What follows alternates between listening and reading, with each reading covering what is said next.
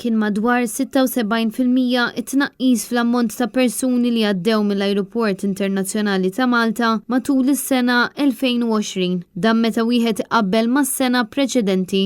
Waqt id-29 laqgħa ġenerali annwali tal-MIA ġie rrappurtat ukoll kif l-ajruport irreġistra 39,392 passiġġier tul ix-xahar ta' April, jew tnaqqis ta' 94% meta mqabbel mal-istess perjodu tas-sena preċedenti. Dan kollu sfortunatament konsegwenza tal-pandemija li għadha qed taħkem lid-dinja, inkluż Malta, b'operazzjonijiet limitati u b'titjiriet imnaqsa.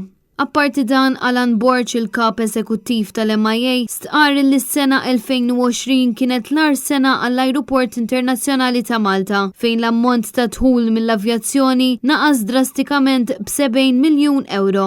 Intant b'mod ġenerali l-ispejjeż operattivi tal-Ajruport Internazzjonali ta' Malta is-sena l-oħra naqsu b'31.6% mis-sena 2019. Wieħed jista' jinnota illi kawża tal-pandemija l-MIA ma waqfitx milli tkompli bil-proġetti tagħha. Fosthom il-proġett tal-Park East, parkeġġ li jesa madwar 1300 vettura u li jinkludi l-installazzjoni ta' panelli fotovoltaiċi. Dan apparti il-proġett tal-binja Sky Parks 2 u mistenni jibdaw koll ix-xogħol fuq Apron 10 li se jsolvi diversi problemi tal-mittjar attwali biex jaqti l-bżonnijiet tal-ajruport għas-snin li ġejjin. Alan Borch sqar li issa jidher li hemm l-ewwel sinjali ta' rkupru, dan għaliex numru tal-linji tal-ajru qed iħejju ruhom sabiex jerġgħu jibdew bil-vjaġġi tagħhom lejn Malta u għalhekk hu jinsab fiduċjuż li fix-xhur li ġejjin l-Ajruport ta' Malta se jara żieda malli jerġa' jiftaħ għat-turisti.